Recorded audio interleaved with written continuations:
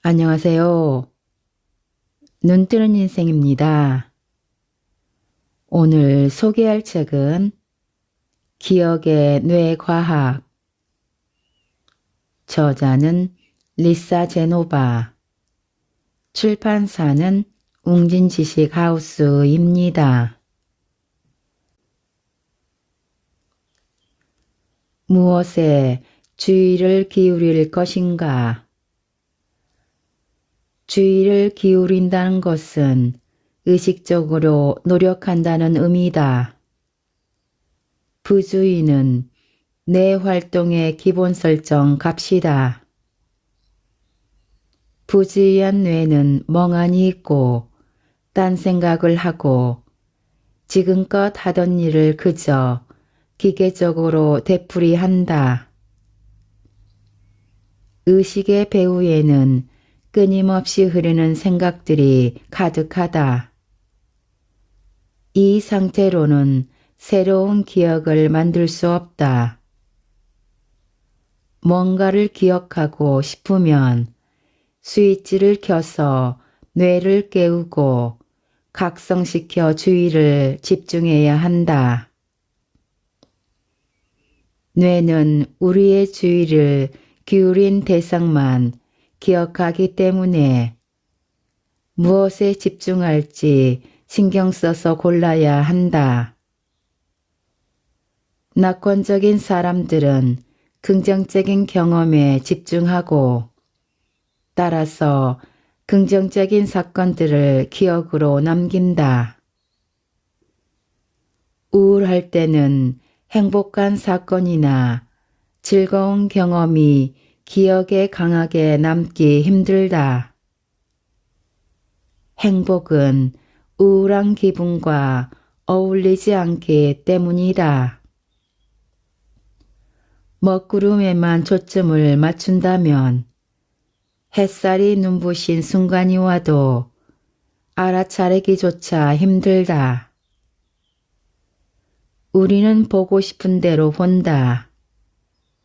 날마다 즐거운 것만 보려 하고 기쁘고 경이로운 순간에 집중한다면 이런 순간들을 포착해 기억에 남길 것이다. 이런 시간이 쌓이다 보면 인생은 우리를 미소 짓게 만드는 그러한 기억만으로 가득할 것이다. 삶은 늘 온라인 상태이고 쉴 새 없이 새로운 일이 생긴다.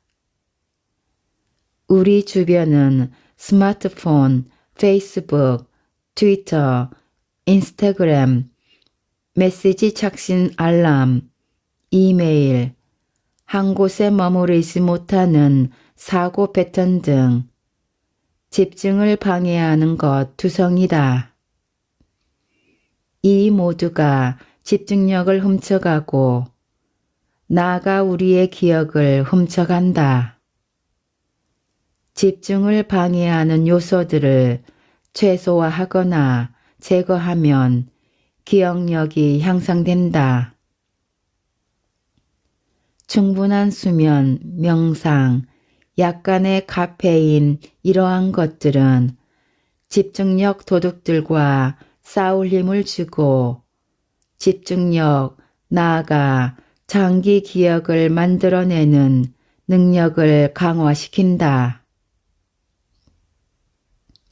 나와 같은 X세대는 한꺼번에 여러 가지 작업을 수행하는 이른바 멀티태스킹이 마치 대단한 능력이라도 되는 것처럼 자랑하곤 한다. 마찬가지로 밀레니얼 세대에게는 상대방과 대화하면서 모바일 채팅을 하고 눈으로는 넷플릭스를 보는 일이 흔한 일상이다.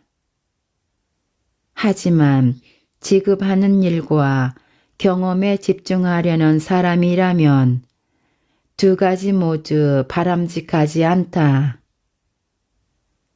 뇌는 기억을 만들려고 애쓰는데 주의가 분산되어 있다면 기억이 제대로 만들어지기 힘들다. 주의가 분산된 상태로 기억이 간신히 만들었다 해도 나중에 완전한 형태로 불러낼 수 있을 만큼 충실한 기억은 아닐 것이다. 강력하고 정확한 기억을 심기 위해서는 주의가 하나에 집중되어 있어야 한다. 지금 내가 하는 말을 정말 기억하고 싶다면 우선 손에 든 휴대전화부터 내려놓자.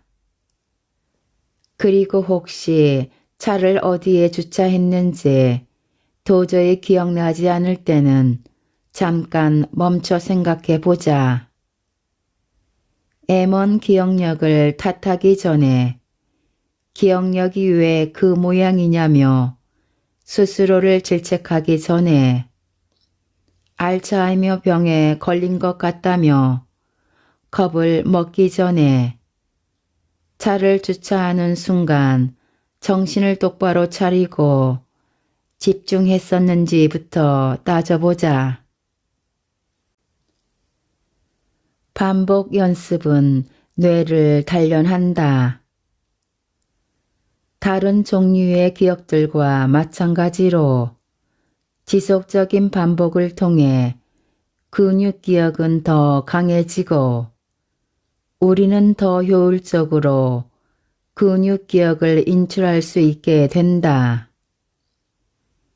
연결된 신경세포들이 우리 몸의 행동을 지시하고 우리는 연습을 통해 더욱 잘하게 된다. 우리는 연습으로 단련된 기능을 더 안정적이고 지속적으로 수행할 수 있다. 물론 근육 자체도 단련된다. 110m 장애물 달리기를 반복적으로 연습하면 달리기와 장애물 넘기에 사용되는 근육들이 강화되고 필요한 기능에 적합하게 다듬어지면서 장애물 달리기를 더 잘하게 된다. 하지만 장애물을 더욱 빠르고 실수 없이 넘는 능력이 발달한 것은 궁극적으로 뇌에서 연결된 특정 신경세포들이 반복적으로 활성화되고 강화되었기 때문이다. 장애물 달리기를 남들보다 더 잘하는 것은 단순히 허벅지 근육이 더 커졌기 때문만은 아니다. 하루 종일 허벅지 단련 운동을 하면 근육은 커지겠지만 그렇다고 반드시 장애물을 완벽하게 넘을 수 있는 것은 아니다. 연습을 통해 장애물을 잘 넘게 되는 것은 뇌가 커졌기 때문이다. 무엇이든 반복하면 뇌는 달라지고 뇌가 달라지면 몸을 움직이는 방식도 달라진다.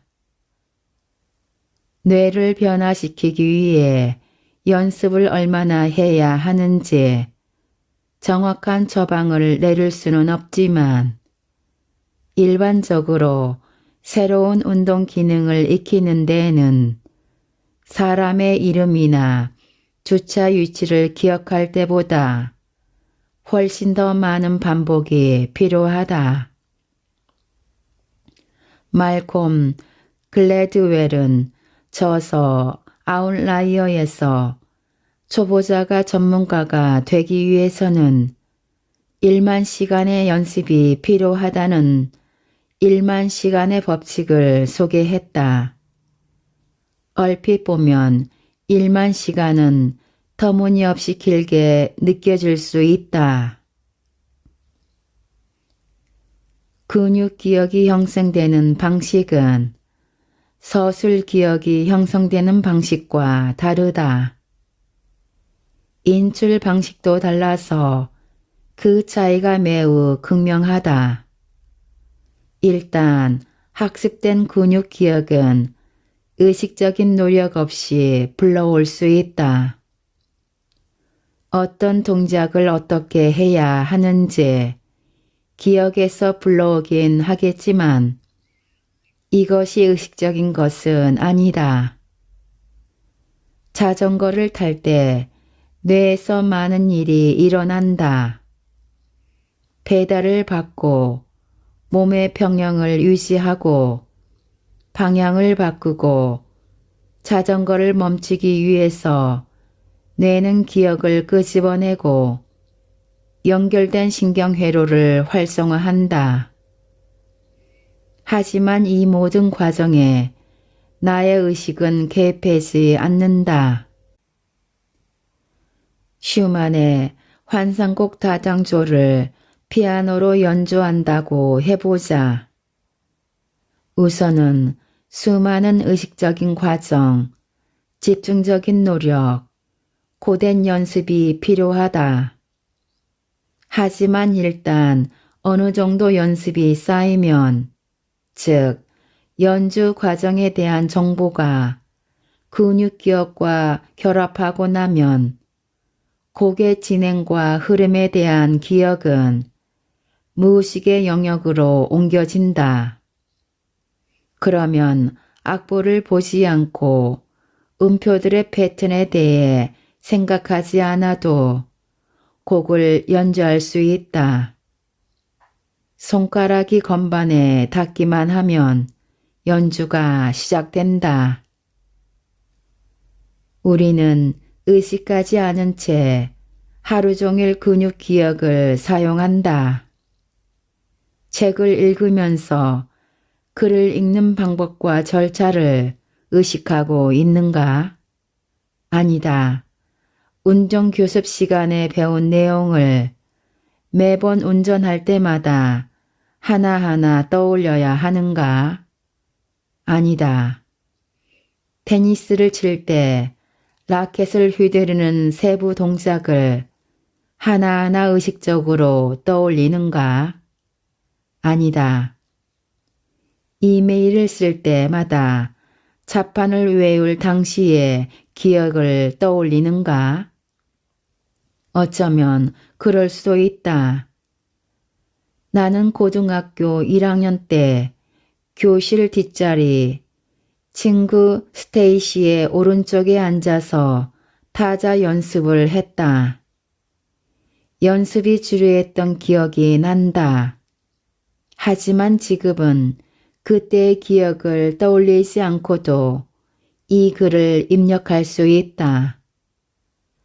자판 사용법이 기억에 저장되어 있기 때문이다. 이런 종류의 기억은 의식적으로 불러들이는 것이 아니다. 우리는 자판을 어떻게 두드려야 하는지 생각하지 않고도 글을 입력할 수 있다. 뇌가 이런 식으로 설계되었다는 점이 우리에게는 굉장히 유리하다.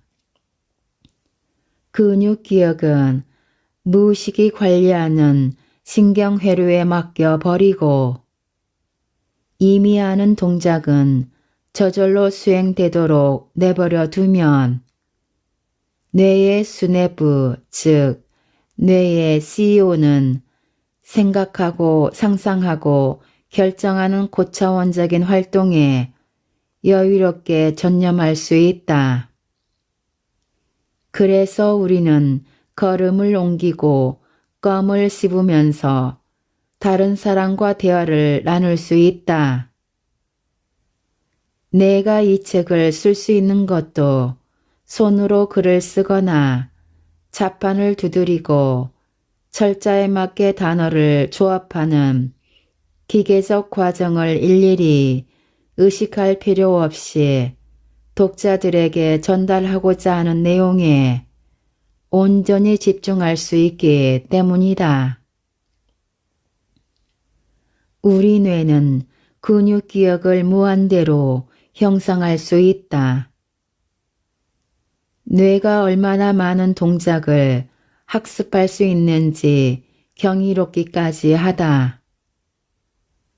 뇌는 구구단을 암기하고 외국어를 배우는 것은 물론 탱고를 추고 뜨개질을 하고 럭비공에 스핀을 넣어 완벽하게 패스하고 물구나무를 서고 외발 자전거를 타고 비행기를 날리고 서핑과 스키를 즐기고 엄지손가락 2개로 문자 메시지를 쓰는 법을 학습할 수 있다.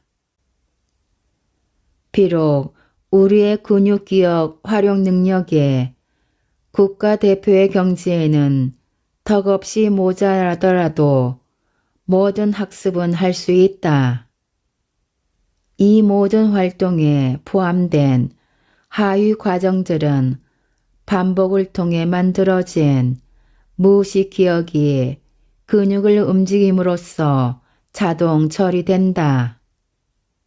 충분히 훈련하면 운동피질 내의 신경 연결을 바꿀 수 있고 그러면 처음에는 말도 안 되게 낯설고 불가능해 보이던 동작도 아주 쉽게 할 수 있게 된다. 자전거를 타는 것처럼 해보면 별것 아니다. 의미 기억을 강화하는 기억술. 살다 보면 때때로 외워야 하는 정보를 저절로 반복하게 되는 경우가 있다. 신생아나 걸음마를 시작한 아이는 바로 이런 식으로 말을 배운다. 아기들이 처음 하는 말이 마마, 다다, 파바 등인 것은 우연이 아니다. 발음이 쉬운 데다 부모가 수없이 반복하는 말이기도 하다. 다들 시험이나 발표를 준비해 본 경험이 있을 것이다.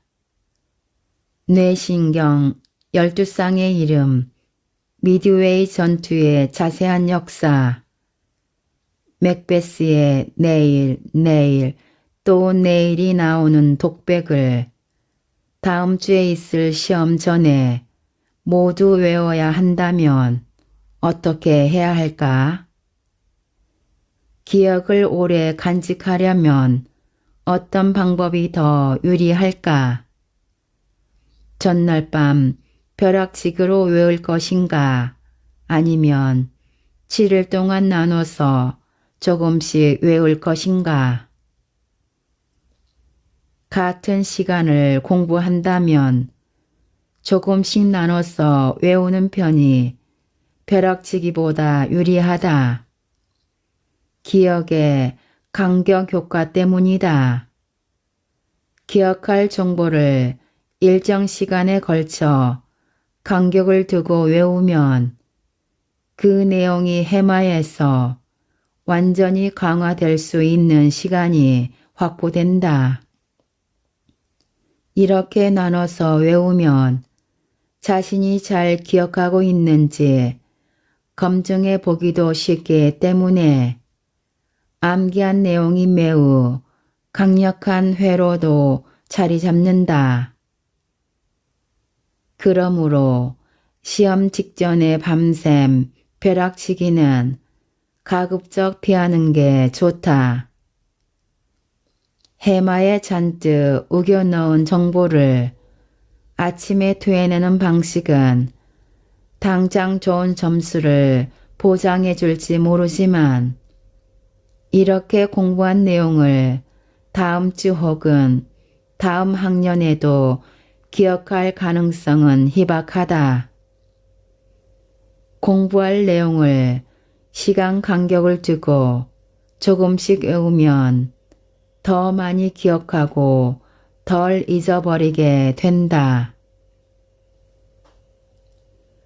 기억은 정보를 뇌에 강하게 심는 과정과 뇌에서 정보를 꺼내오는 과정을 모두 포함한다. 학습하고 떠올려야 한다. 새로운 정보를 효과적으로 학습하려면 습득하려는 정보에 뇌를 반복적으로 노출시키는 것은 물론 학습한 정보를 반복해서 꺼내야 한다. 그러려면 스스로 묻고 답하는 연습이 필요하다. 그러므로 8 곱하기 3이 24라는 것을 반복적으로 되뇌이기만 할 것이 아니라 8 곱하기 3이 뭐지? 라고 스스로에게 반복해서 질문해야 한다. 그렇게 해서 답을 맞히면 학습한 정보를 인출하게 되고 그 과정에서 신경세포 간에 형성된 경로가 한 번 더 활성화되고 강화되기 때문에 기억이 더욱 견고하게 자리 잡는다. 외우려는 내용을 반복해서 읽기만 한다면 정보를 수동적으로 보고 인지하는 행위만 반복할 뿐 정보를 꺼내오지는 못한다. 따라서 기억을 한 번 더 보강하는 추가 혜택은 누릴 수 없다. 반복해서 질문하고 답하는 것이 반복해서 읽기만 하는 것보다 효과적이다. 정보를 기억하는 데는 또 뭐가 필요할까? 어떤 종류의 기억이든 만들고 불러오는 데에는 의미도 중요한 역할을 한다. 의미의 중요성은 아무리 강조해도 모자라다. 의미가 얼마나 대단한 역할을 하는지를 보여주는 사례가 있다. 헬싱키에서 숙련된 택시 기사들과 택시를 몰아본 적이 없는 대학생들에게 도로 이름을 나열한 목록을 외우게 했다. 목록의 순서가 실제 도로 배치, 즉 주행 경로와 일치하는 경우 베테랑 기사들은 목록의 87%를 기억했다. 학생들의 경우 45%만 기억했다.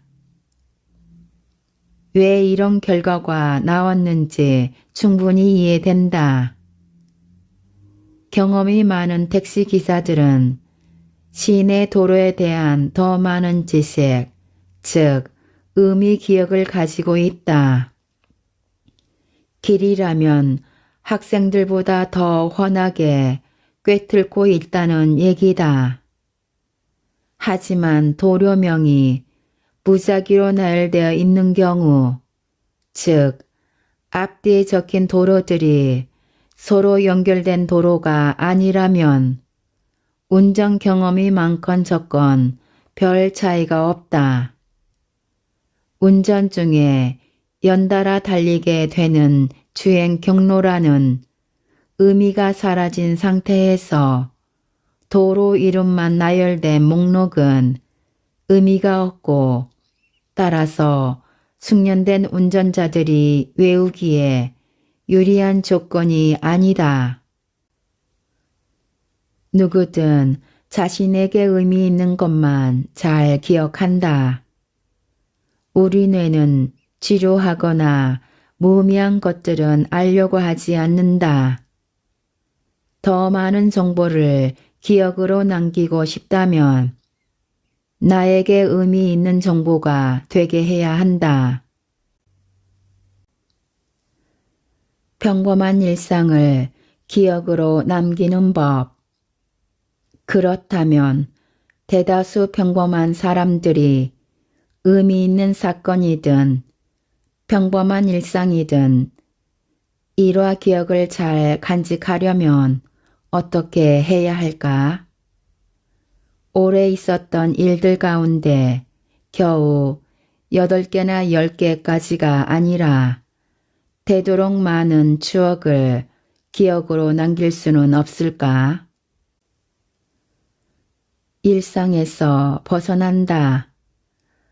안 가본 도시로 휴가를 떠나고 가구 배치를 바꾸고 반년 일찍 생일을 축하하고 안 가본 식당에서 식사를 하고 주말에는 꿈에 그리던 자동차를 렌트해 보라.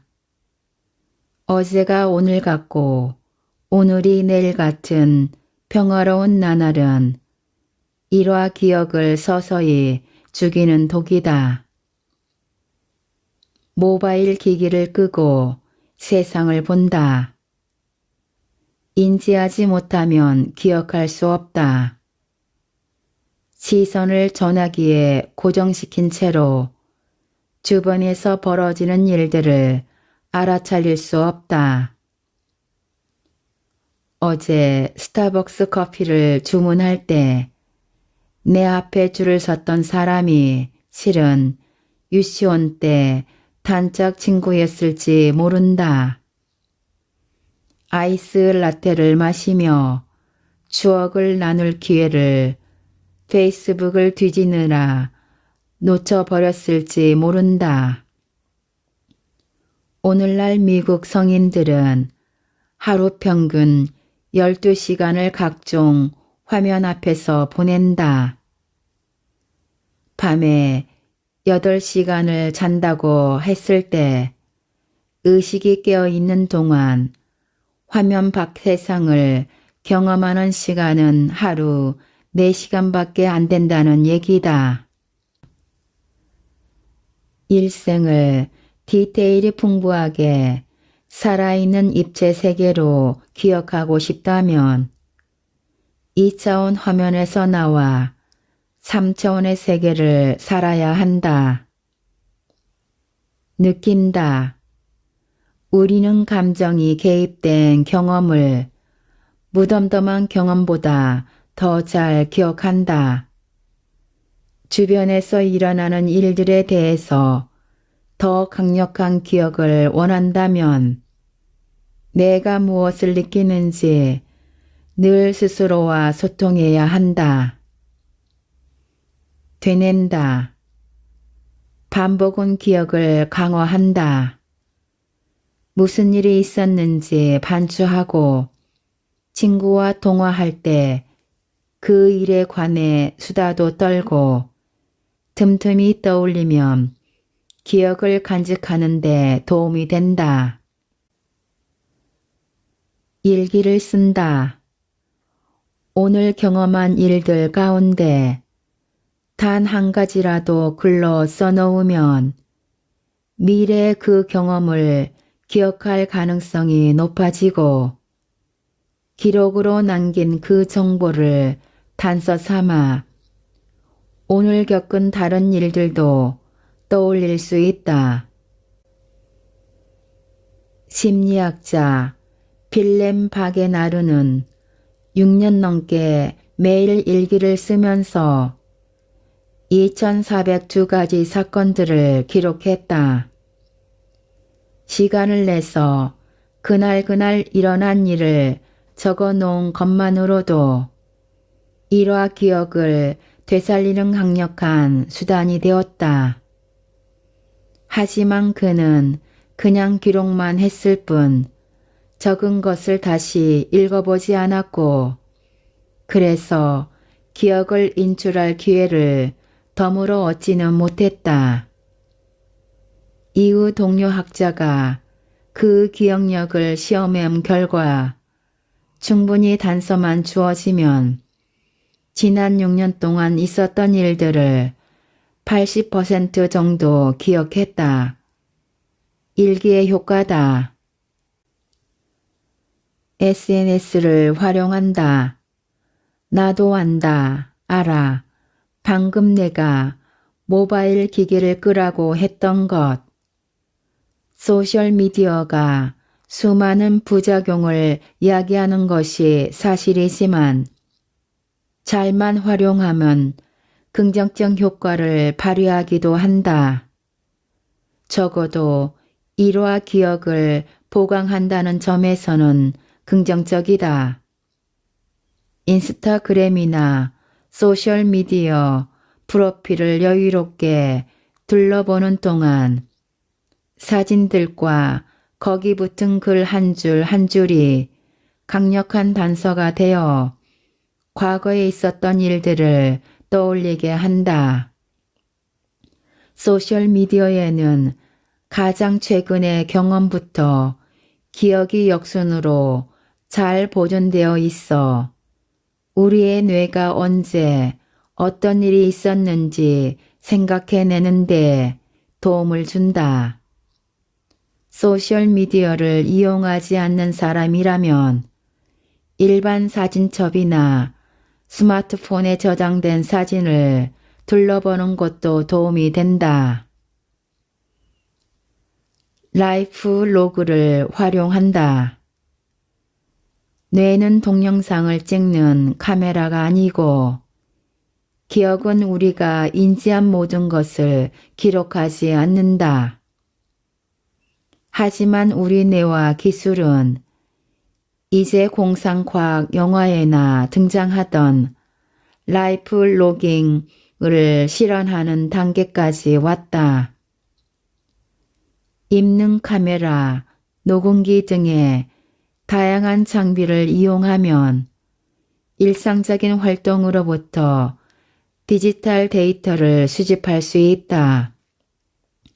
이렇게 수집된 이미지, 동영상, 소리를 나중에 재생하고 다시 경험함으로써 또 다른 형태의 기억을 인출할 수 있다.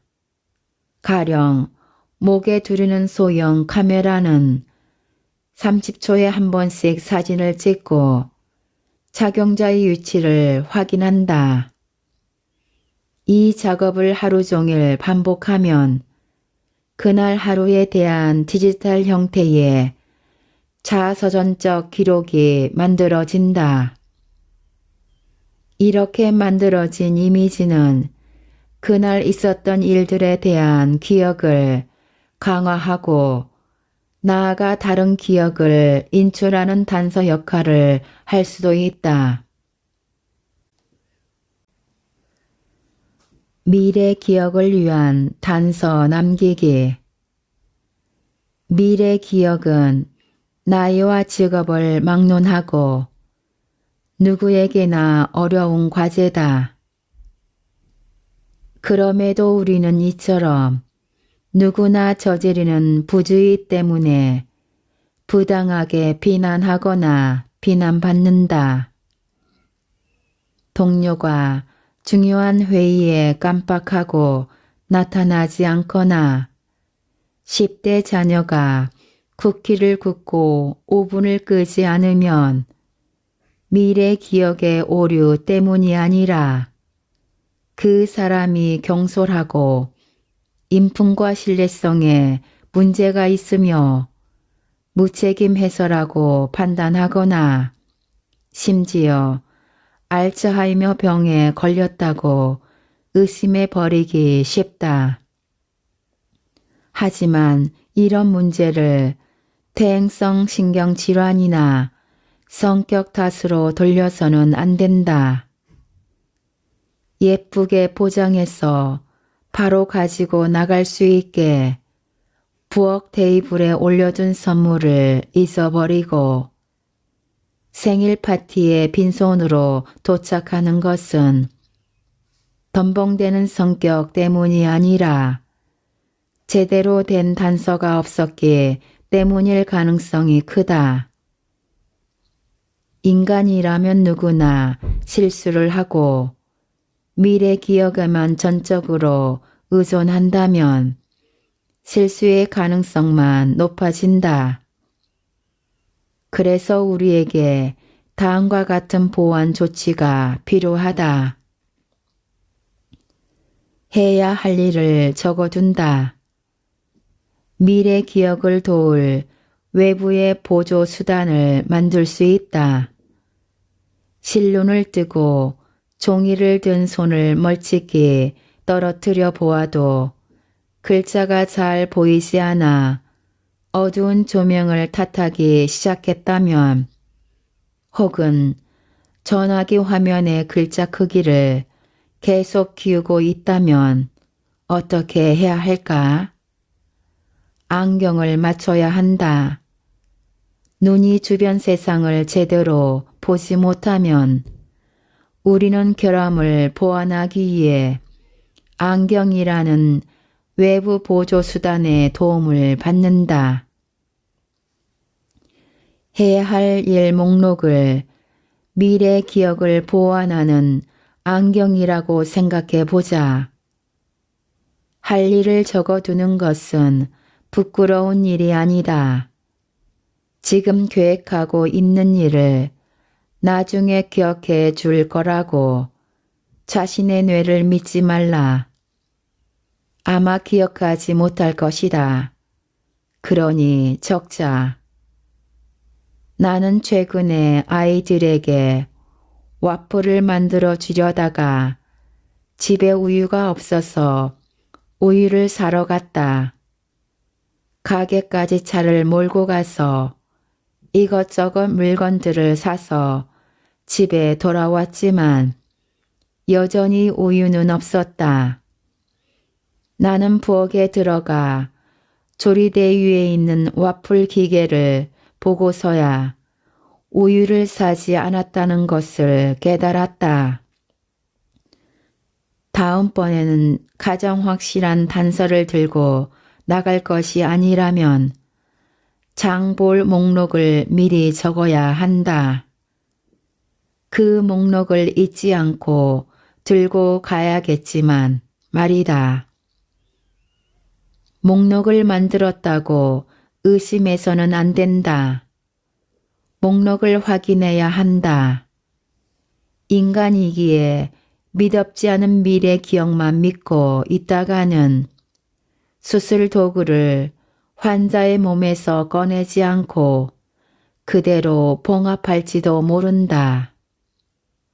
그래서 의사들은 해결책의 일환으로 체크리스트를 사용한다. 체크리스트를 꼼꼼히 살핀다면 수술에 사용된 도구의 행방을 하나하나 파악할 수 있다. 마찬가지로 착륙 전에 반드시 비행기 바퀴를 내려야 하는 비행기 조종사들도 빈약한 미래 기억만 의존하지 않는다. 다행히 그들도 체크리스트를 활용한다. 달력에 메모한다. 미래 기억을 일정 기간 유지해야 한다는 점도 일을 어렵게 만드는 요인이다. 다음 주 딸의 무용 시간에 수업료를 내야 한다는 사실을 잊지 않으려고 앞으로 일주일 내내 그 사실을 의식하고 있는 것은 비효율적이고 불가능한 일이다. 그러니 할 일을 적어둘 때처럼 머릿속의 달력에만 의지하지 말고 외부 달력을 활용해야 한다. 허술한 미래 기억이 내일 오후 4시 모임을 잊지 않을 거라고 기대해서는 안 된다. 뇌는 그 사실을 잊고 우리를 공경에 빠뜨릴 것이다. 무엇이든 앞으로 해야 할 일은 모두 달력에 적어두는 습관을 기르자. 이와 함께 하루에도 여러 번 달력을 확인하는 습관을 가져도 좋다. 스마트폰이나 컴퓨터에 능숙하다면 알람이나 알림 메시지를 설정해 놓고 달력이나 일정표를 확인하는 방법도 있다. 딩동 3시 50분 회의 참석 10분 전입니다. 출발. 계획은 구체적으로 세운다. 옛날 사람들은 뭔가를 잊지 않으려고 손가락에 하얀 끈을 묶어 표시했다. 이것은 단지 뭔가 할 일이 있다는 의미일 뿐이다. 줄을 여러 개 묶어두지 않으면 이런 모호한 단서들만으로 찾는 기억에 도달하기는 무리다. 그리고 미래 기억에게 이따가 운동하고 싶어 라고 말해봐야 소용없다. 이렇게 해서는 운동하려는 의도를 기억으로 촉발할 구체적인 단서가 만들어지지 않는다. 어떤 운동을 하고 싶은지, 운동을 하려면 어디로 가야 하는지, 언제 운동을 할지 등과 연관된 구체적인 단서가 필요하다. 인정할 것은 인정하자. 이래서는 오늘 안으로 운동을 못한다. 스스로에게 이렇게 말해보자. 오늘 정오에 요가를 할 거야. 그러면 우리는 심리학자들이 말하는 이른바 실행의도라는 것을 갖게 된다. 현관문 옆에 요가 매트를 갖다 놓는다. 눈에 보이는 단서가 생겼다. 정오의 요가라고 달력에 적어놓고 11시 45분에 알람이 울리도록 설정해 놓는다. 요가원까지 가는 데는 차로 10분 정도 걸리기 때문이다. 나마스테. 칸막이 알약 케이스를 활용한다. 미래 기억이 제대로 작동하지 않을 경우 겪게 되는 가장 흔하고 심각한 문제가 약 먹을 시간을 놓치는 것이다. 다행히 이 문제를 알약 케이스와 알람을 이용하면 간단하게 해결된다. 칸막이가 있는 알약 케이스는 요일마다 먹을 양을 개별 칸에 나누어 담을 수 있게 되어 있다. 스마트폰 일정 관리 앱에 알람 기능이나 약 먹는 시간을 알려주는 앱은 약 먹을 시간에 알약 케이스를 열도록 단서 역할을 해준다. 이 방식은 또 내가 오늘 약을 먹었던가 라고 고민하지 않도록 일화 기억을 보조하는 역할도 한다. 케이스를 열었는데 오늘 칸이 비어 있으면 약을 먹은 것이다. 두 가지 종류의 기억을 알약 케이스로 한 방에 해결하니 일석이조인 셈이다. 물론 오늘이 무슨 요일인지 정도는 기억하고 있어야겠지만 말이다. 절대 안 보일 수 없는 장소에 단서를 배치한다. 오늘 밤 친구의 파티에 초대받아 선물로 가져갈 와인을 샀다고 해보자. 와인병을 갈색 종이 봉투에 담아 부엌 조리대 위에 올려두었다. 내일 할 일 목록이나 달력에 와인 가져가기를 적어두지 않는 한, 그리고 집을 나서기 전에 우연히 부엌에 있는 갈색 종이 봉투를 발견하지 않는 한, 나는 친구 집에 빈손으로 나타날 가능성이 매우 크다. 내 남자친구는 이런 참사를 미연에 방지하기 위해 밖에 가지고 나갈 물건을 현관 부근에 놓아둔다.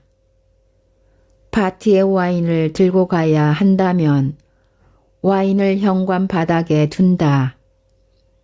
콘서트에 갈 때 표를 잊지 않고 가져가야 한다면 역시 현관문 앞에 둔다. 우편물을 들고 나가야 한다면 그것도 현관문 앞에 둔다. 그냥 집을 나서려다가는 말 그대로 물건이 발에 차인다. 꼭 문 앞일 필요는 없지만 이는 꽤 확실한 방법이다. 중요한 것은 때를 놓치지 않도록 단서가 제때 제 자리에 놓여 있어야 한다는 점이다.